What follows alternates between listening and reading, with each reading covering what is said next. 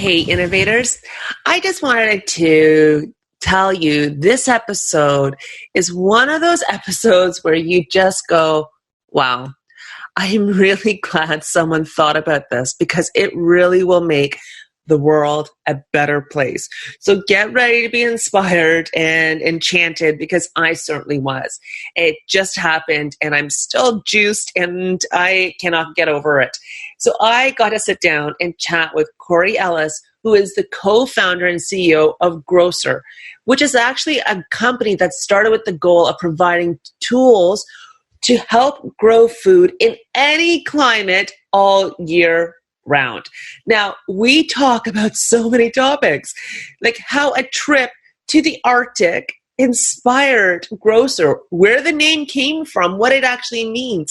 You know, it's really cool because this whole idea of being socially good and it is that you can be actually profitable. And he has created a win-win-win situation.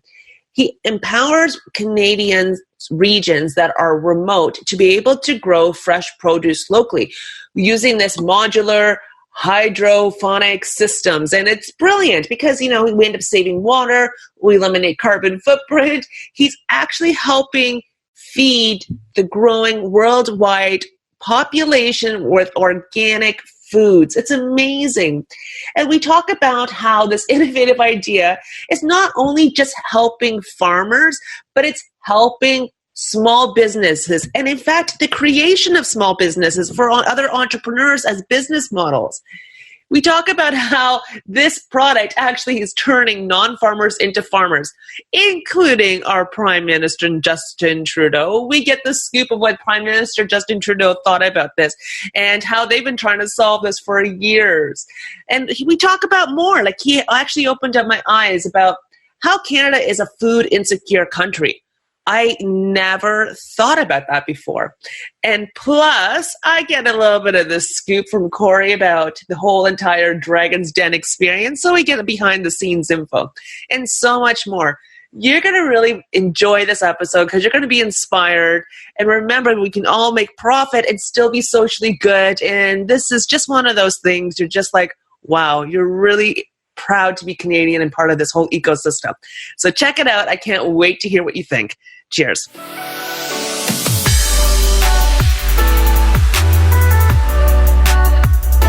Welcome to the Can Innovate podcast, the first ever podcast designed to showcase Canadian thought leadership.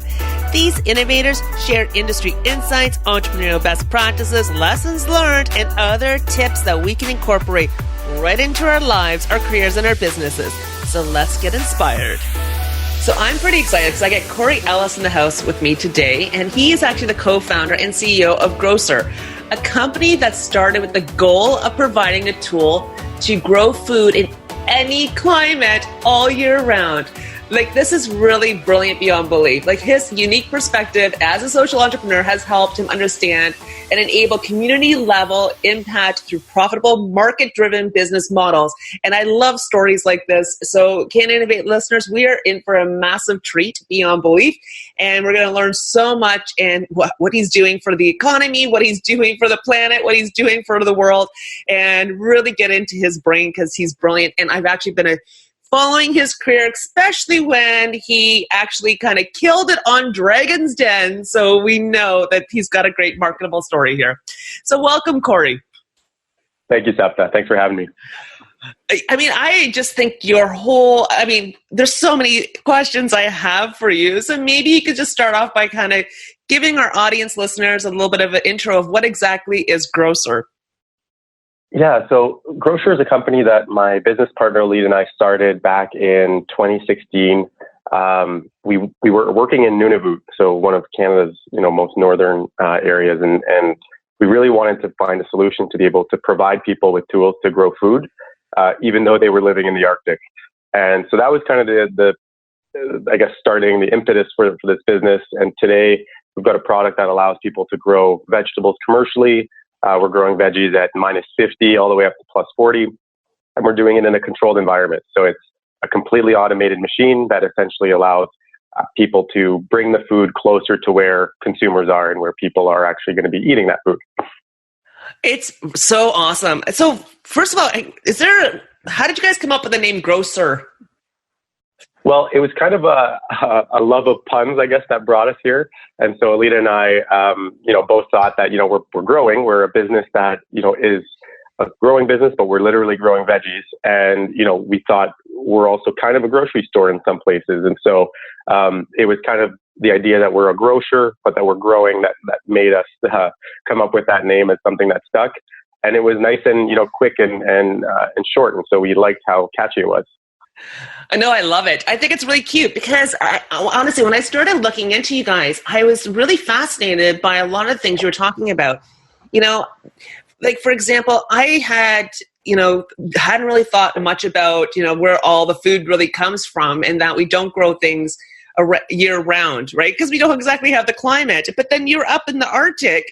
I don't even know what that's like. Where did they get their food? Is that kind of where we saw the aha moment of this is a problem we got to solve or we could solve? Exactly. And it was kind of, it's an acute problem in the north. So in the north, like you're in the grocery store and, if the plane can't fly in with the vegetables that week, there are no veggies on the shelf, right? Like they're literally so isolated that, they rely on just a few shipping routes, mostly by air, to fly in all their necessities. And so that's where we saw the real acute problem. And that was kind of the light bulb moment that we went, this is a real problem and how can we help people do it? How can we work with them to understand their needs and so on, really kind of take a customer centric approach to solving this problem. But generally now that we're kind of, we've got projects all across Canada, even in places that are not remote, the need isn't nearly as obvious, but we're still a food insecure country, right? We still import most of our vegetables for half of the year from 2 American states and Mexico.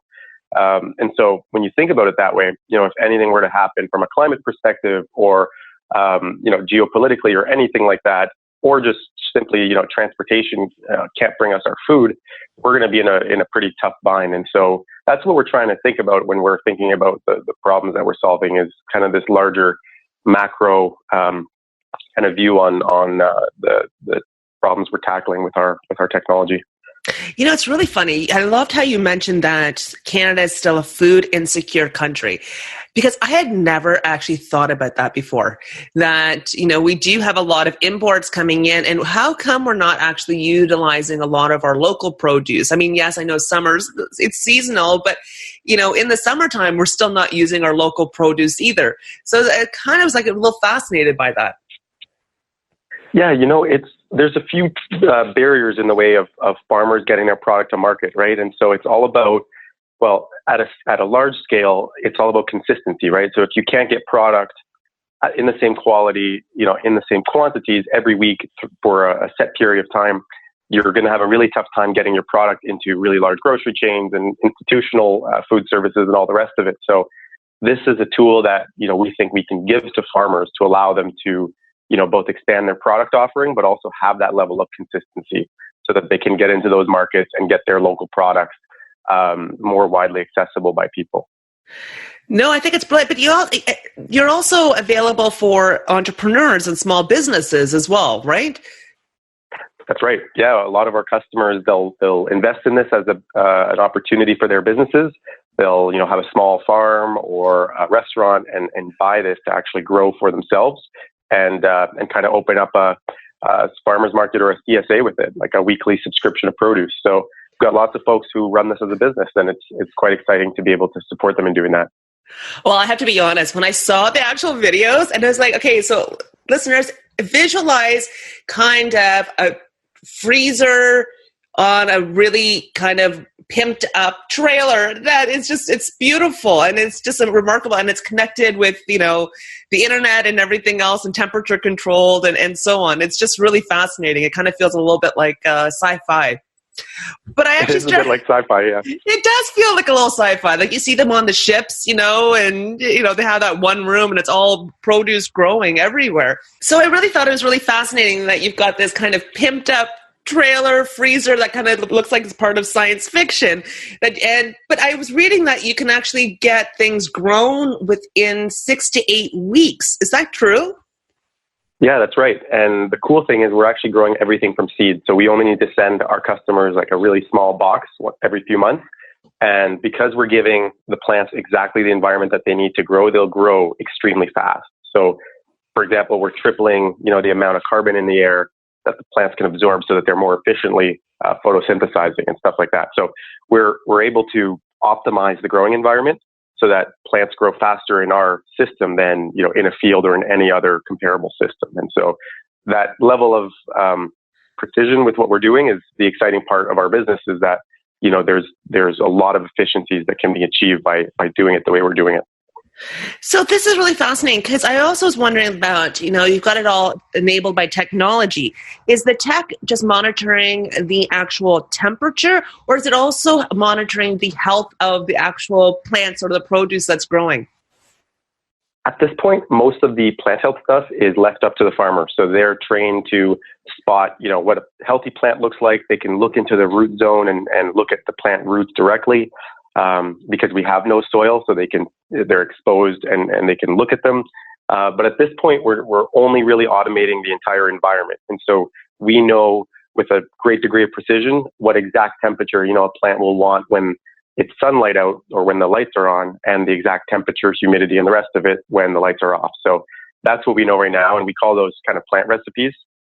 And so we target each of those depending on the crop that we're growing. And so we can control that environment, and then that gives us healthy plants.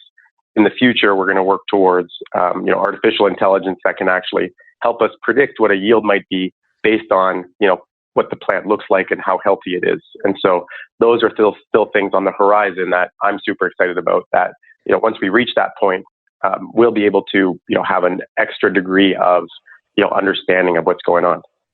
Oh, that's amazing. Well, I just think your video is fantastic, and how you mentioned that you've got a great support system and you train everybody and that anyone can actually grow. And then I look inside the video and I'm like, is that Prime Minister Justin Trudeau? He was one of the most unconventional farmers, put it that way, that we've worked with. So we took 15 minutes out of his day to teach him how to be a farmer and a grocer. It was a lot of fun.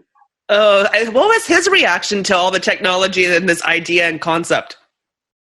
It was really interesting, because he was, telling us that the government has been trying to solve this problem forever, right? And the government can only do so much, right? Their tools are subsidies, grants and so on. And that's not a long-term solution. It's kind of a Band-Aid on the problem, right? And so he was excited to see something that, hey, if this makes money and this is scalable, this has a real potential to change the whole dynamics of this problem, right? We can actually get out ahead of it. Government can support communities to do this and be more self-sufficient.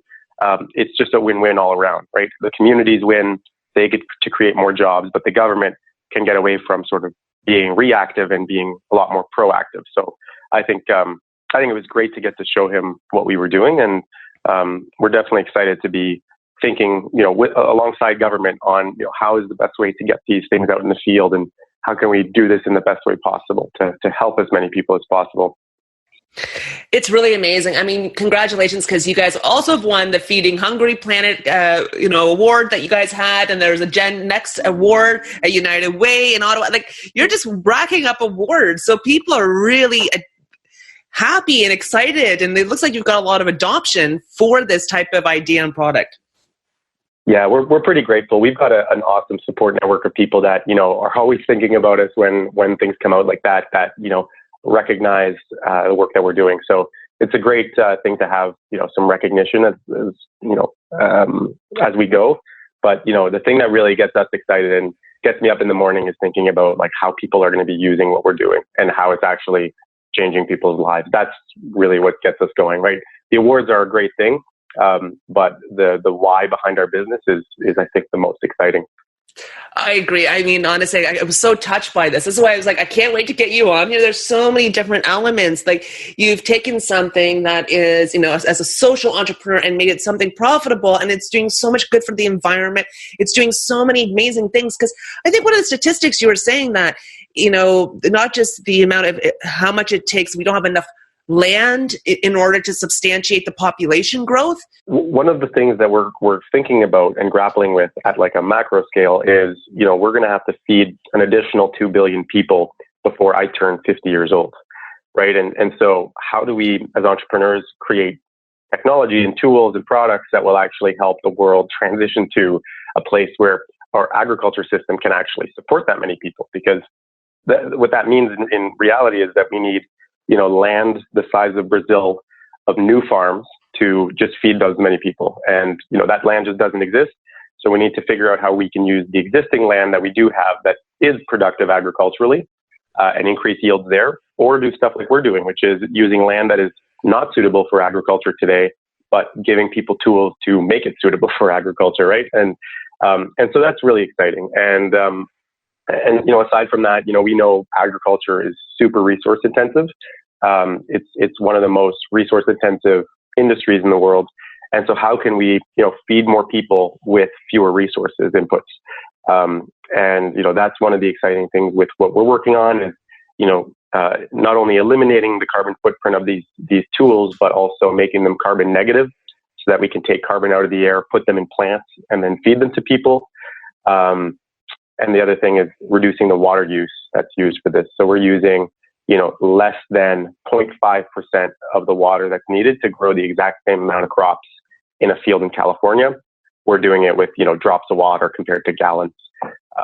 So that's really exciting is that, at scale, that changes, the equation on stuff. It's really exciting. No, it's brilliant, because the other thing I thought was so interesting was when I was listening to that about we've got more people to feed, we don't have enough land to actually that's going to be good and suitable to grow all these vegetables. And then I was thinking also about, there was a point in time where farmers were a generational type of business, but now a lot of farmers are saying, no, I don't want to do this. I want to actually do something different, as opposed to running the family farm or family business. So it got me thinking that you're really solving a problem in multiple different areas, like turning non-farmers into farmers, helping farmers be able to really utilize and optimize what they currently have. Like, it's just brilliant. Yeah. And I think our conversations with farmers have been really positive. Folks who are in agriculture and are currently providing the food that we eat, they're looking for tools too, right? They understand the same problems and what we're up against. And so the conversations we've been having are, okay, how can we support you in doing this? And that's the exciting part is when, we're talking to customers about how they would envision using this technology and then actually sometimes shifting our entire business model to adapt to their needs. And so, that's as we grow, I hope, we continue to have that kind of customer centric focus, but, it's been a great value add to be, face to face and around the kitchen table with actual farmers, to talk to them about what they're doing and how we can help. It's brilliant. It is so amazing. So out of curiosity, I'm just going to shift gears a little bit, because what's it like being on Dragon's Den and getting, can you tell us a little bit about that experience and the excitement? Yeah, it was pretty surreal. And so, the thing to remember, I grew up watching Dragon's Den, right? Like my entire childhood, this show has been around for 13 or 14 years now, right? And so I'm a young entrepreneur, and that's what I knew of business, right? That was my first taste of what an entrepreneur looks like and what the entrepreneurial journey looks or is, And so getting to see behind the scenes in the show and getting to meet the dragons, face to face in the den was really cool. It was an awesome experience and something, Alita and I really, really cherish and will remember for a long time. It was a lot of fun too. I can imagine. Do you have any advice for those that want to get on there or are thinking about that's a way to kind of get some, cash infusion? Do you have any tips or best practices or lessons learned? I would just say, go ahead and do it. Even if you feel like at the time you're not ready. And the reason I'll say that is, Alita and I, when we were even auditioning for the show, they do like this cross Canada tour, right? So they'll go to every major city and stuff, and you can just go, they're in a hotel boardroom and you just sort of pitch what you're doing. And at the time, this was the day before the audition. We didn't even know if we wanted to go because we were thinking, we don't think we're ready. Maybe we'll just wait till next year. We're not really all that well established yet. We're still very scrappy and a small company. Will they take us seriously? And you know what? We said that, let's just give it a shot and let's see what they say. And, as it turns out, it was something that they really wanted to feature. And so, the thing to remember is that, between the time you audition and the time the show airs, it can be a year, right? In that time period. And so you got lots of time to build up your business.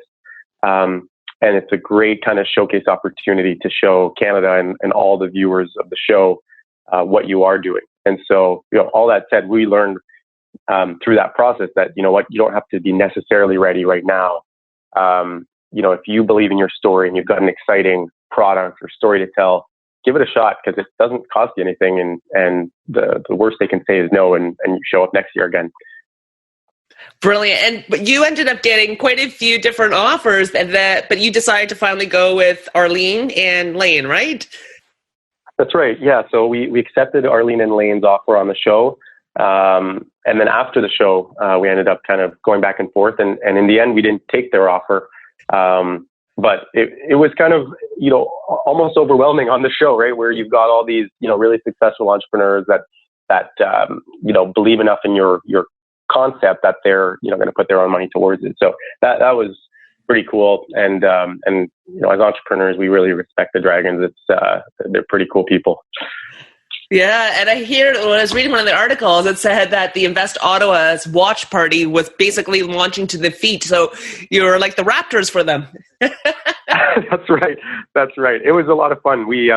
So Invest Ottawa has been a huge support for us. They're a local incubator accelerator program, and they hosted our watch party. So when we went live on TV, they had 300 of our supporters in the room. Our parents, family, friends. And even business partners and associates, and everyone got to see it, and it was really cool. Not only just to recognize Grocer, but we were able to bring out our entire team. And for anyone that's building a business at the startup stage, that motivating your team can be really difficult sometimes. But when you've got those opportunities to put them in the spotlight, that's really where you want to take advantage of that. So that was a really cool opportunity to kind of thank the team for everything that they had done and that they continue to do, and kind of give them some recognition that they deserve on that one. So it was a lot of fun. It was a great party. No, that's amazing. So what's next for Grocer? Well, we want to continue to grow here in Canada. So we want to be a company that becomes a success story in Canada and builds our company here. And so, what's next? We're currently working on a few major projects that I can't share too much about with some of North America's larger food companies. And we're planning a pretty large entry into the U.S. market as well in the next few months. And so, we're hoping to grow our headcount, of course, and just get our technology sort of spread across both Canada and the U.S. in the next year. Well, I hope one of your plans would be that, because I actually really wanted, I've never had FOMO before, but I really wanted one just for my own personal use. And I was like, I wonder if I could ask him, was this ever going to be something for consumers to have their own kind of have their own little incubator of creating this type of their own fruits and vegetables all year round? It could be a possibility for a future. It could be. And we've had a good number of folks come to us and want to do this as like a community group or a community garden. So that's always a possibility, right? Usually one container is a lot of food. We're feeding, 110 people 5 servings of vegetables every day for 30 years with one of these. And so it's a bit too much for one household, but definitely we've been working with a few neighborhoods and community groups to look at that and feed, dozens of households with one of these. Yeah, I tell you, man, I could totally, if you had a smaller size, I'm like, oh my God, that would be just off the shelves. You'd be the next Instant Pot as well, that no house can live without. Yeah. Oh, this is exciting. I am so pleased. Congratulations. I love what you're doing. Your story is so brilliant. And, I can't see anyone not wanting it in their business. It's definitely opened up a lot of doors. Yeah, no, we're really excited. It's, I think it's a right time, right place kind of thing. But it's also something that's really timely in terms of, all this climate discussion that's happening. So we're pretty excited to be in the business we're in, and there's a lot of exciting opportunities ahead. Oh, I'm excited. I can't wait to hear it. Maybe we'll get you back on the podcast like a year later and you can tell us what's happened like the year after. Because I'm sure the story will be totally different from there. I forgot to ask how people can get in touch with you. The best way to get in touch with me is either on LinkedIn, so Corey Ellis, and the other way is on our website. So if they go online and they want to chat with our team or explore what this might look like for them, they're welcome to reach out that way. But if it's an entrepreneur and you guys are looking for advice or just to chat and compare notes, I'm always happy to connect personally on LinkedIn. Congratulations, Corey, and looking forward to hearing more from you. Thanks, Sapna. Thank you so much for joining and listening to the podcast. If you enjoyed this episode or any other episode, please share with your friends and colleagues. You can share on social media, the email link, the newsletter, and so on. Let's continue to support these Canadian innovators and help them really grow into bigger brands. Awareness and knowledge is totally key. Anyways, I can't wait to talk to you next week. Cheers.